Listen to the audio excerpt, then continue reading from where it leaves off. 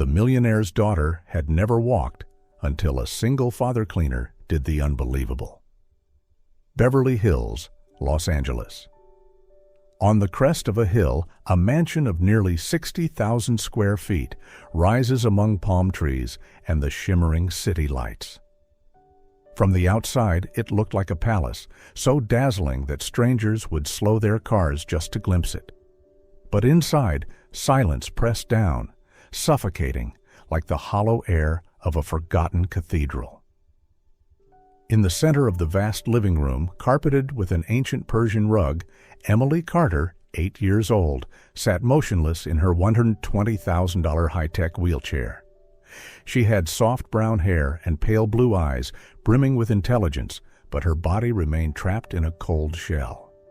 Since birth, Emily had lived with cerebral palsy. The family had brought in 15 specialists, from Harvard to Stanford, pouring tens of millions of dollars into treatments. Yet the verdict was always the same. Emily would never move. Olivia Carter, 35, Emily's mother, widow of a Silicon Valley tech mogul, now heiress to a $5 billion medical empire. Her appearance flawless, her tailored suits sharp, her every step calculated.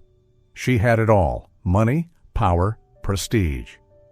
And yet inside this mansion there was only one undeniable truth: a mother and her unmoving child. That day, a man walked in.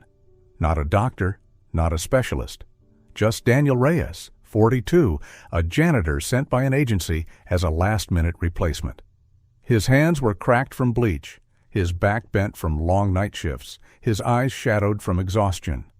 A single father, he worked endless hours to support his little girl, Sophia, whom he rarely saw because of work. In this cold mansion, Daniel was meant to exist like a ghost, silently cleaning, never speaking, never looking, never stepping beyond the invisible lines drawn by wealth. He had no idea that his silent footsteps would soon echo louder than all the millions spent, awakening a miracle no doctor or machine had ever reached. Daniel Reyes was familiar with silence. For more than a decade, working in the grand buildings of Los Angeles, he had learned to walk lightly, to turn himself into a shadow in the world of the wealthy. But that evening, when the company truck dropped him in front of the massive steel gates of the Carter estate, Daniel felt as though he were stepping onto another planet. At 42, a widower for 3 years, Daniel carried not only a bag of cleaning supplies on his shoulder, but also the weight of a rugged life. Lucia, his wife, had passed away after 6 brutal months fighting cancer, leaving him alone with Sophia, who was only 2 at the time. Since then, Daniel had done everything he could: morning shifts cleaning schools, evenings in office buildings, weekends covering hospital halls. His back bent a little more each day, his hands rough and cracked, his eyes marked with permanent shadows of fatigue. But every time he saw his daughter smile, he knew he couldn't stop. Inside the Carter mansion, his rules were clear: no speaking to the owners, no direct eye contact, no stepping beyond his role as a janitor. For $10,000 a month, all Daniel had to do was remain silent and invisible. But he never expected that from the very first moment he saw Emily, something inside him would shift. She sat there in the middle of a cavernous room, so small she seemed swallowed by marble walls and Persian rugs. Emily's eyes sparkled with intelligence, yet her body lay motionless, with only the faint rise and fall of her breathing proving she was alive. A wave of sorrow, impossible to name, struck Daniel. He began to change his routine. Each morning, instead of cleaning in hidden corners, Daniel chose to mop the floor where Emily could see him. Slowly, little gestures appeared. He folded tissues into tiny birds, leaving them on the table beside her wheelchair. He gathered fallen petals from the garden and forgot them near her window. Sometimes, when light stretched across the walls, he quietly shaped his hands into shadow dogs and cats, making Emily's eyes widen as she followed each movement. Not a single word was spoken, but the silence became full of meaning. Emily started to wait for him. Every morning, her eyes tracked his steps. And when Daniel broke the unspoken rule with a quick wink, Emily nearly blushed. For the first time in years, she felt she wasn't just a living statue inside an oversized house. Daniel had no idea that these small, quiet acts were awakening something within Emily that millions of dollars in medicine had never reached: the longing to live as a real child. 3 silent months had passed. Every day Emily watched Daniel, and every day Daniel quietly planted invisible seeds of hope. But one Saturday morning, something unexpected happened. That day, Sophia's grandparents were sick, and her preschool was closed. Daniel had no choice but to bring his daughter along. Before entering the Carters' steel gates, he crouched down, placing his hands gently on Sophia's shoulders. "Sophia, today you must be very good. Stay in the storage room. Don't come out, okay?" She nodded, her dark, round eyes sparkling, clutching her dead iPad as if it were treasure. But Sophia's promise lasted no more than 5 minutes. A blue butterfly slipped through the crack of the door, and she followed it. Her tiny footsteps echoed across the marble floor, leading her straight into the living room, where Emily sat motionless, as always. 2 pairs of eyes met, one from a world of bright lights and scarcity, the other from a world of cold luxury and solitude. They stared at each other in silence, like 2 strange beings meeting on a distant planet. Sophia was the first to break the barrier. "Does your chair fly like the superheroes in X-Men?" Her innocence struck the heavy air like lightning. Emily's eyes widened, and then she laughed, a laugh so unfamiliar, trembling, but real. The first sound of joy in years. Sophia grinned, pressing forward. "Oh, that's too bad. I can't fly either, but I can do flips." And with that, she threw herself onto the expensive Persian rug, tumbling clumsily, crashing headfirst, then bouncing up in a burst of giggles. Emily laughed again, louder this time, her crystalline sound filling the cavernous room. Then the impossible happened. Emily lifted her small hand toward Sophia. Only a few inches of movement, but it was the first time in 8 years that her body defied the verdict of dozens of doctors. In that fleeting moment, 2 worlds, a wealthy girl imprisoned in her unmoving body, and a poor girl chasing butterflies, found each other, and from there, the miracle began. But that fragile miracle was quickly threatened. The sharp echo of high heels thundered down the hallway, forceful and relentless, like hammer blows. The door swung open, and Olivia Carter appeared.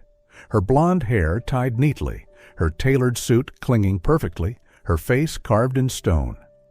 She froze for a heartbeat at the sight. Emily laughing, something so rare it stunned her. But instead of wonder, fury surged when she saw the cause. A strange little girl, dressed plainly, sitting on the priceless Persian rug, holding her daughter's hand. And beside them, Daniel, the janitor she paid to be invisible, standing there as witness. "Daniel!" Her voice sliced through the air. "What do you think you're doing? Get that girl out of here right now. This is no place for cheap games." Every word rang with disdain. Daniel opened his mouth, searching for words, but Sophia clung tighter to Emily, her child's eyes filled with innocent defiance. Emily trembled, her smile fading, fear spreading across her delicate face. Olivia strode forward, heels striking the marble in sharp succession, her hand reaching out to pull Sophia away. The air thickened, as if the miracle that had just sparked would be smothered in an instant. And then it happened. The impossible. Emily's right foot moved, only 2 inches, but deliberate, willed, reaching for Sophia. The first movement in 8 years, shattering every cold medical report. "Stay." The word fell fragile from Emily's lips, yet it struck the room like lightning, impossible to ignore, impossible to deny. Olivia froze, her hand suspended in midair. Sophia blinked in surprise, then broke into a radiant smile, clutching her new friend even tighter. Daniel could barely breathe. His heart pounded wildly as he realized he was witnessing what millions of dollars and dozens of doctors had never achieved. For an instant, Olivia, the woman who had spent her entire life commanding, controlling, buying, felt her knees weaken. Her entire world trembled. The living room fell into silence. Not the cold silence of an empty house, but a sacred one, where a fragile miracle had just been born. And in the center, bathed in light from the tall windows, Emily smiled faintly, as if to say, "I've found a reason to move." After that earth-shattering morning, Olivia couldn't sleep. All night she sat in her office, surrounded by stacks of medical files and thick reports. Every single one concluded the same. Emily would never move voluntarily. Yet Olivia had seen it with her own eyes. That tiny foot shifting 2 inches, that single whispered word. A truth undeniable, no matter what the numbers said. So the next day, Olivia did something she had never done before.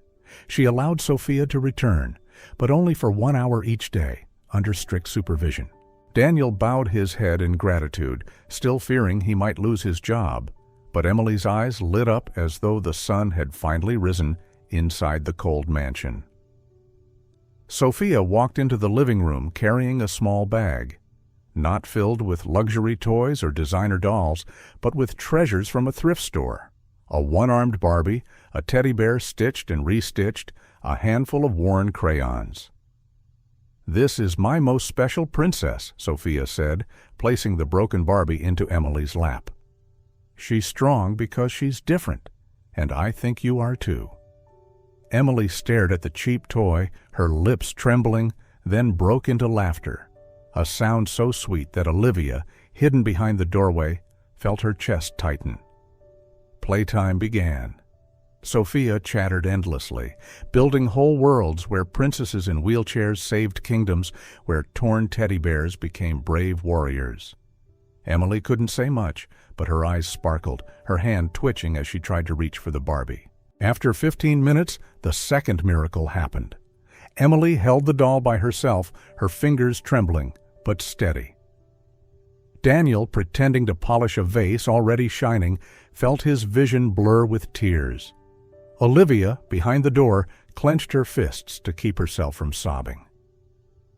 The mansion that had once been a tomb of silence now echoed with children's laughter. And each day, that single hour became a medicine no millions of dollars could ever buy. In the days that followed, the Carter mansion began to change, little by little. Each afternoon, when Sophia arrived with her bag of worn-out toys, the light in Emily's eyes flickered on, as if someone had flipped a switch inside her.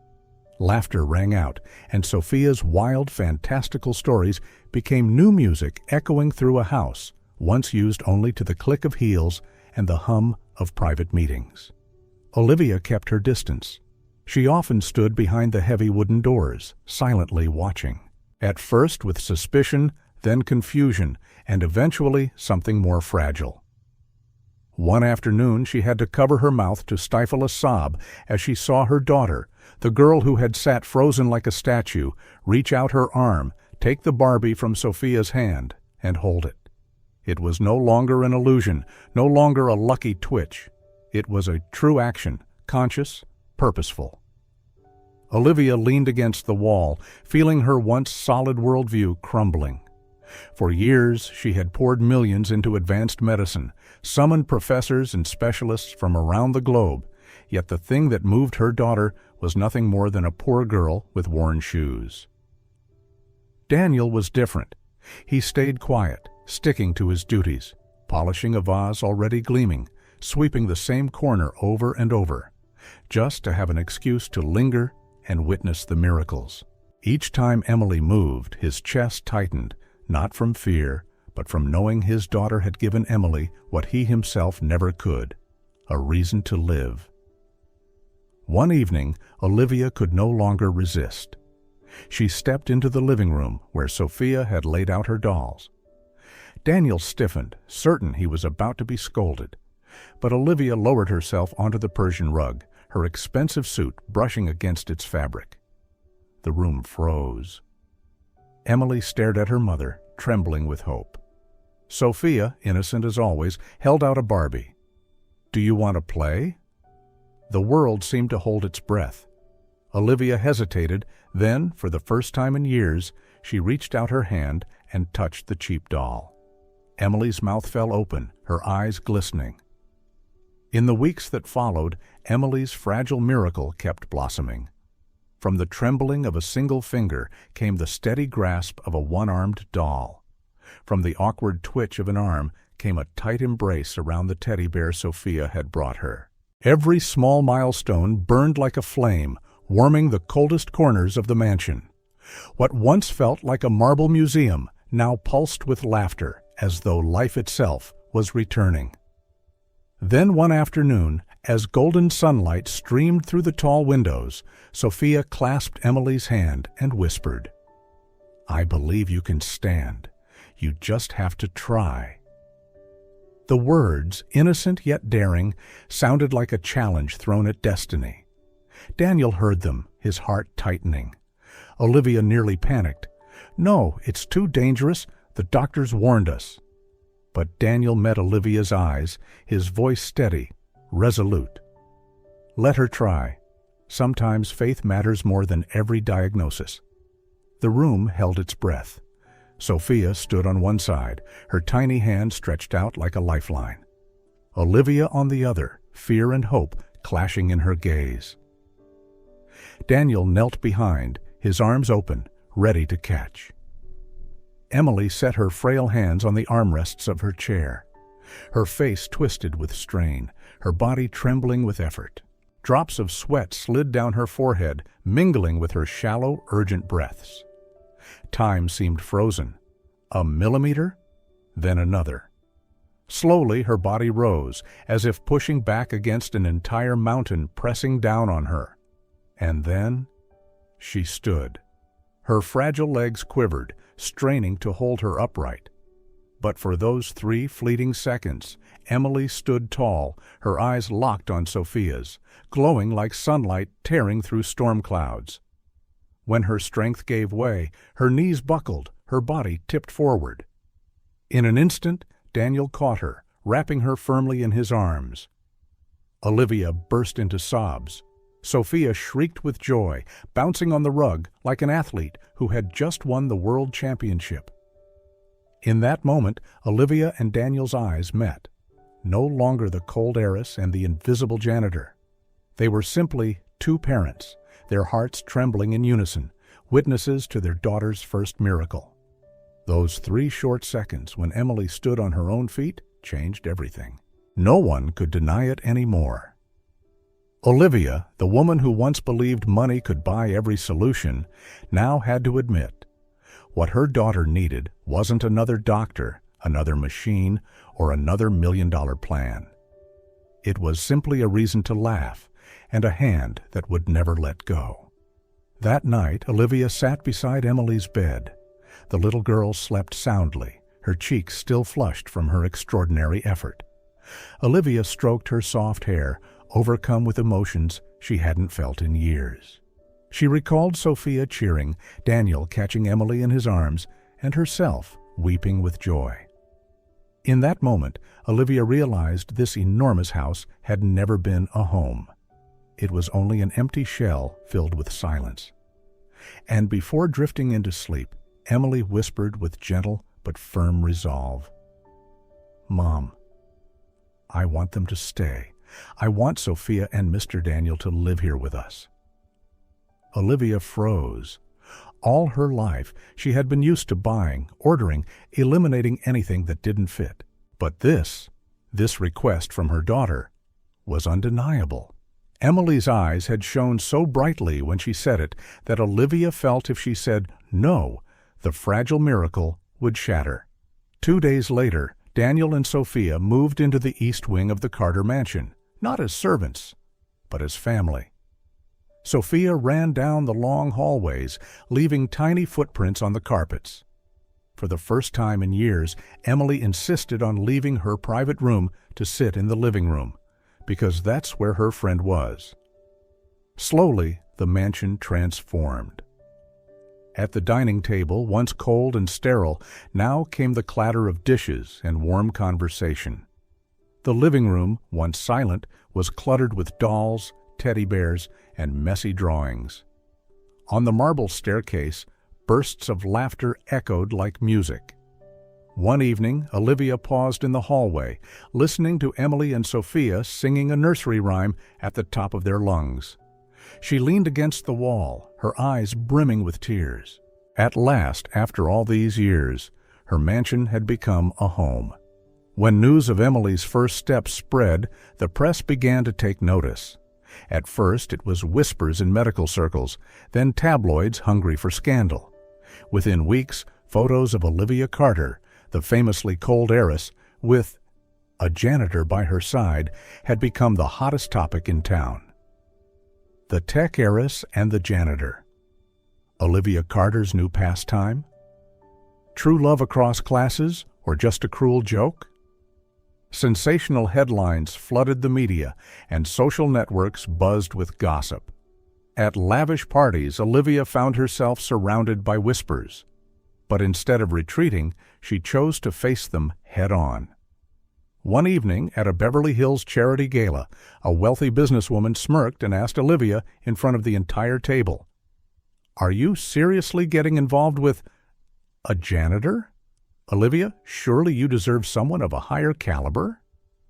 The air froze, but Olivia lifted her chin, her gaze proud and unwavering.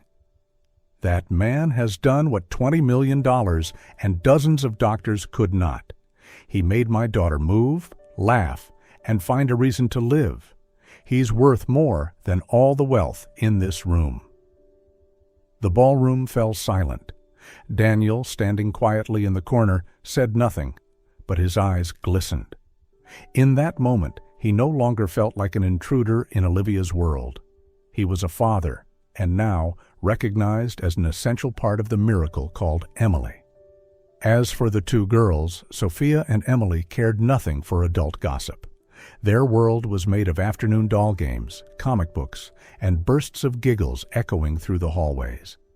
But in their innocence, they were weaving an invisible thread that kept pulling Daniel and Olivia closer together. One night, after tucking the girls into bed, Daniel and Olivia crossed paths in the kitchen. No expensive suits, no janitor's uniform, just a tired man and a woman shedding her icy mask. They laughed, awkwardly at first, then warmly.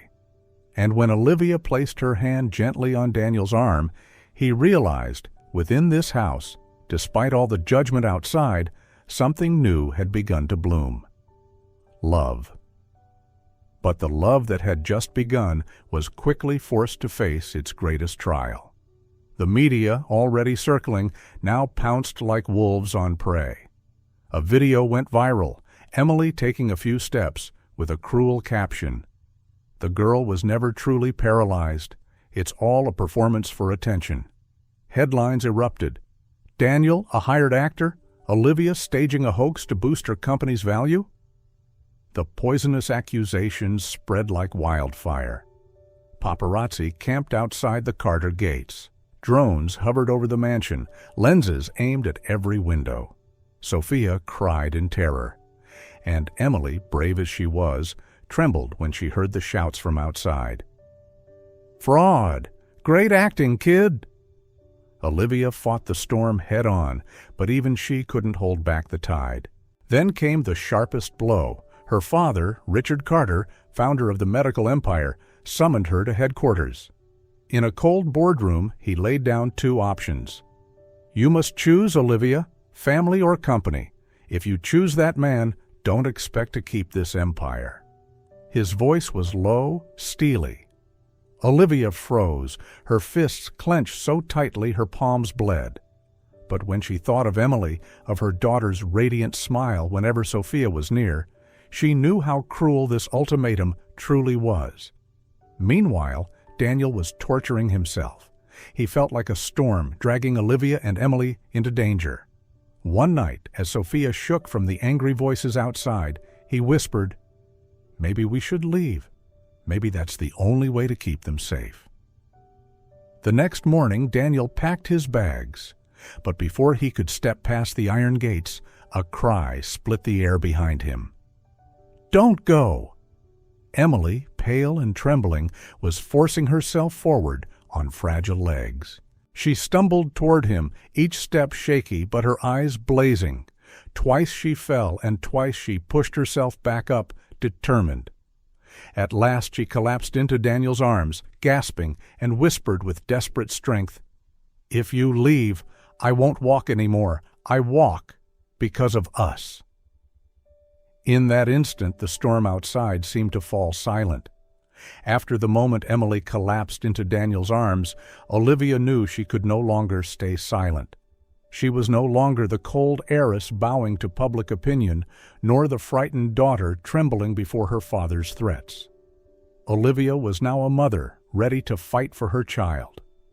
3 days later, UCLA Medical Center overflowed with reporters. More than 300 journalists packed the halls, cameras broadcasting live nationwide. The event was dubbed the Carter Press Conference, and America held its breath. Before Olivia spoke, Professor Yamamoto, a renowned neurologist from Tokyo, once hired by Olivia with a $150,000 contract, presented the evidence. On the screen appeared MRI scans, medical records, 8 years of video footage. His voice was firm. "There is no doubt. Emily Carter was born with cerebral palsy. No one could pretend for 8 years. What we are witnessing is not fraud, but a phenomenon unprecedented in medicine." The room buzzed. Cameras turned as Olivia walked to the podium, her gaze unwavering. She no longer hid, no longer wore the icy mask. Her voice rang out steady and clear. $20 million failed. Dozens of doctors had no answers. But one little girl with worn shoes and a humble father did what money could not. They gave Emily a reason to walk. If this makes Carter's stock collapse, so be it. I will not trade my family for a company. Then she turned, nodding softly. Emily appeared, struggling with each step, but determined to reach the microphone. The hall fell silent. She placed her small hands on the podium, her voice trembling but clear. "I couldn't walk, but now I can, because I have Sophia, my best friend, and Daniel, the dad I want." Silence hung for a beat. Then Sophia shouted from the front row, "And I want Olivia to be my mom." In an instant, the hall erupted. No more jeers, no more doubts, only thunderous applause, cameras flashing, and tears streaming down reporters' faces. The story of love and miracles had risen far above scandal. After the triumphant press conference, with America in tears over Emily's story, it seemed as though the trials were finally over. But truth never lets go so easily. Just a week later, an investigative paper broke the story. Daniel Reyes' brother currently serving time for drug trafficking. Headlines flared. Carter family tainted by criminal past? Olivia's love? Just another mistake? Daniel felt drained of all strength. He sat motionless in the small room of the East Wing, staring at a suitcase he had never unpacked.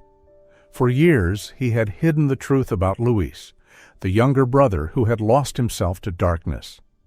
Daniel had done everything, taken extra night shifts, scraped together every dollar for a lawyer, even visited in prison. But he had never told anyone, not even Olivia, afraid of being judged.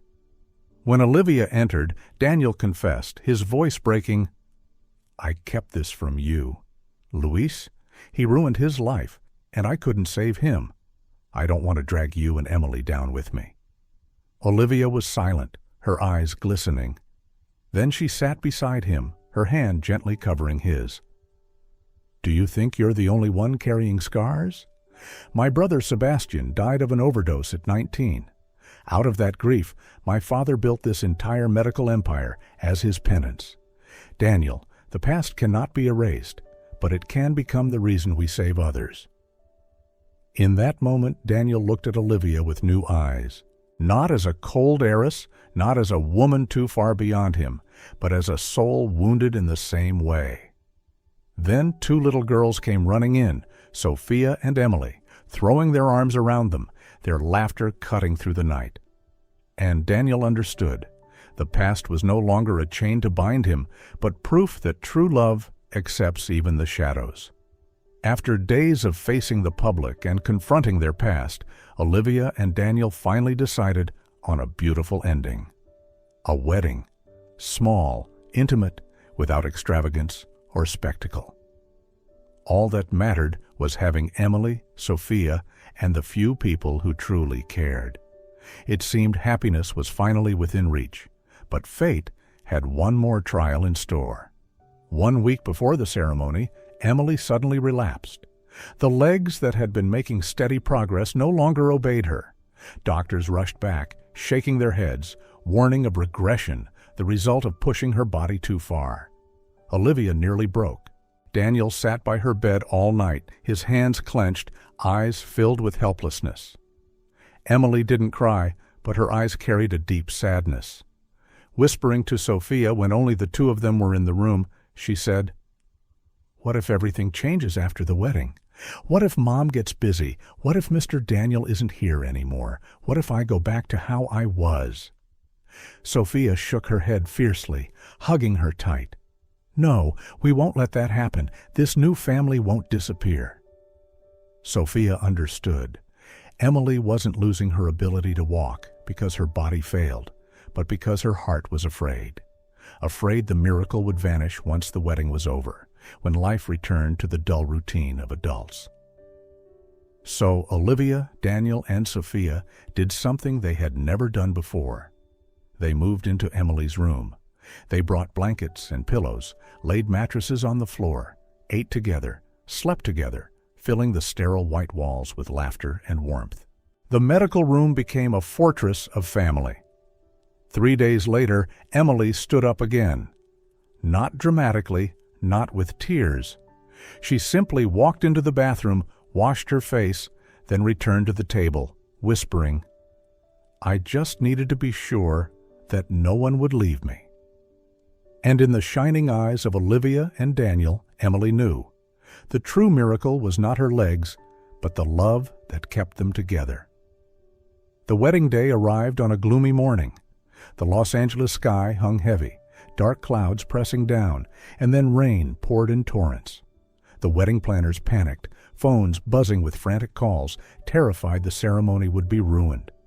But when Olivia looked out into the garden and saw Emily laughing with Sophia under the rain, she couldn't help but smile. Let it be.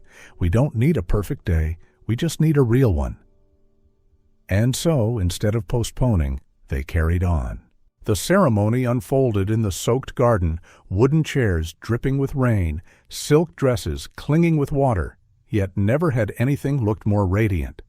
Emily wore a small white dress, serving as maid of honor.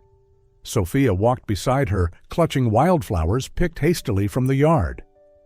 Halfway down the aisle, Emily stumbled and fell. The entire crowd held its breath, but she laughed, pushed herself up, and kept walking, wobbly but proud. The audience erupted into applause.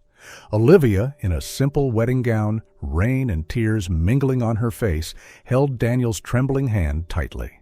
He could hardly believe that he, once just a lonely janitor, now stood here beside the woman who once seemed as distant as a star. When they exchanged rings, Emily suddenly stepped forward, her legs steadier than ever.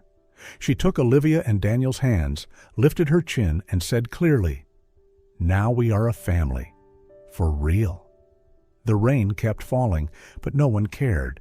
Amid cheers and applause, love was sealed, not by luxury, but by faith and the miracle they had built together. After the wedding, the Carter mansion was no longer a cold fortress of power. It had become the home where love and miracles lived. Marble walls that once echoed with the click of heels now rang with the laughter of 2 little girls. Persian rugs, once untouchable, bore wet footprints and streaks of crayon from Sophia and Emily's drawing sessions. The grand piano, worth hundreds of thousands, now held messy sheets of childish compositions, off-key but bursting with joy. Daniel had taken on a new role, director of the Carter Foundation for Children, where disabled kids were treated not only with machines but with friendship, play, and companionship. Olivia, once hidden behind walls of icy power, now found happiness in the simplest evenings. A family dinner, an unexpected hug, a lullaby whispered before bed. Emily had managed more than 10 steps in a row, her personal record. But when asked what made her happiest, she smiled, pointed at Sophia, and said, "Because I have my friend, I want to walk." On a quiet afternoon, the 4 of them sat on the porch, Olivia and Daniel hand in hand, Sophia and Emily running across the dewy grass. The sky held no rain, but in their eyes lingered the memory of the wedding in the rain, the day that proved true miracles never came from money, but from love shared. And so at last that house, once a palace of silence, had become what it was always meant to be, the house of miracles.